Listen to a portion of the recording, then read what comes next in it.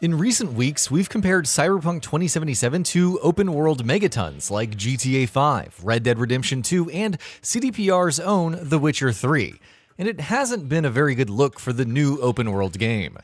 What's surprising, however, is that it gets shown up in many ways even by a much older title. GTA 4, which is almost 13 years old at this point, is full of tiny little details and flourishes that are missing in Cyberpunk 2077, which contributes significantly to the immersion factor in any open-world title. Here, we're going to take a look at 14 such details. Robbing stores.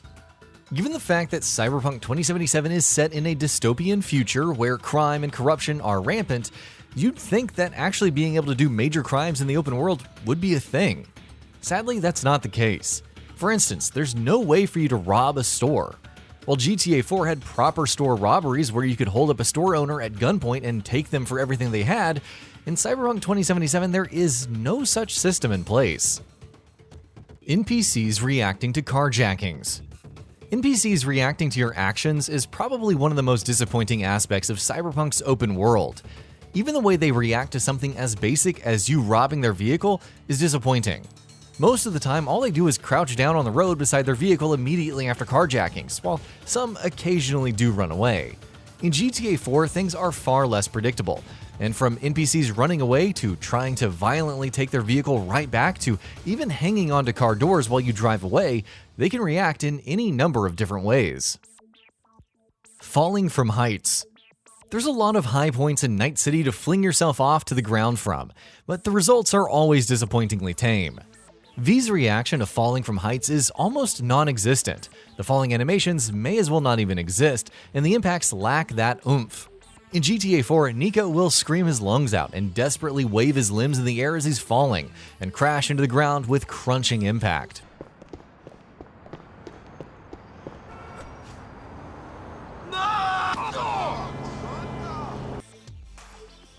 Bumping into NPCs.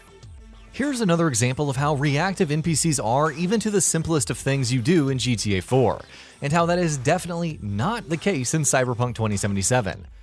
Walk and run into them in the ladder, and they will have no reaction to you whatsoever. They'll just stand there and blankly stare at you with dead eyes. In GTA 4, thanks to the game's physics engine, they'll stumble, fall over, roll down stairs, or even have some choice words to say about Nico.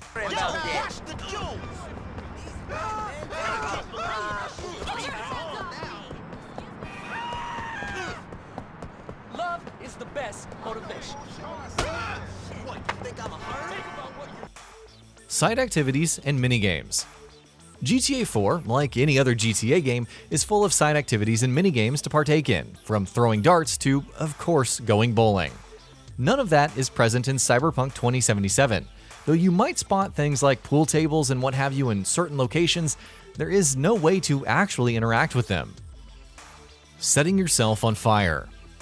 It's honestly surprising that in an open-world game releasing in 2020, the main character doesn't even react properly to being set on fire.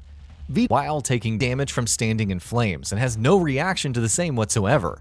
By comparison, if Nico does the same, he'll start screaming and fall over to the ground while taking damage. Fire hydrants. This is a very small and specific thing, but it is a perfect example of how ahead of its time GTA 4's physics engine was and how disappointing Cyberpunk's is. To be more specific, we're talking about how the main character reacts to the force of streams of water shooting out of destroyed fire hydrants. In Cyberpunk 2077, the jets of water that shoot out from the ground are gone in a couple of seconds at the most, and don't have any physical effect on, well, anything. Those same jets of water in GTA 4 stick around for much longer, have a physical impact on Nico, and can even partially lift cars off the ground. Damaging vehicles with melee weapons. This is one of the most basic ways a game can react to what you're doing. Take your fists or a baseball bat or any other melee weapon you can get your hands on, and you'll see that attacking vehicles with it in GTA 4 will yield appropriate levels of destruction, with cars getting bashed up, dented, scratched, and what have you. In Cyberpunk 2077, it's like you're swinging at nothing, and vehicles barely even get a scratch. Antagonizing drivers. And what exactly do the drivers do when you're banging up their cars? Well, in GTA 4, they do what you'd expect them to do. They get out of their vehicles and engage Nico in fistfights to try and stop him. You're gonna miss them teeth.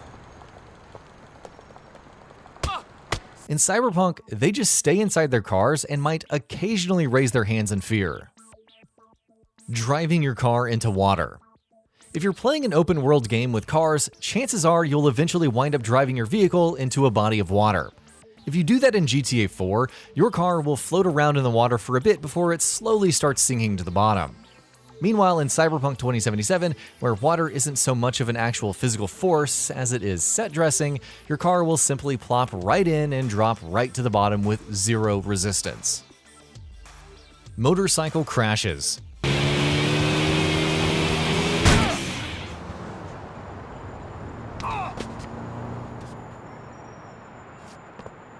Getting into massive, bone-crunching accidents and car crashes in GTA 4 was never not fun, owing to the hilarious things that would ensue thanks to the game's excellent physics engine. Getting into crashes while driving bikes was particularly fun, because of the wildly different ways Nico would go flying through the air or crash into the ground upon impact. Cyberpunk 2077 doesn't have that kind of a physics engine going for it, or any physics engine for that matter. Every single crash, regardless of speed or momentum, triggers the exact same animation, and it gets old very quickly. Driving bikes on stairs. Here's another tiny little impressive detail in GTA 4 that's missing in Cyberpunk 2077.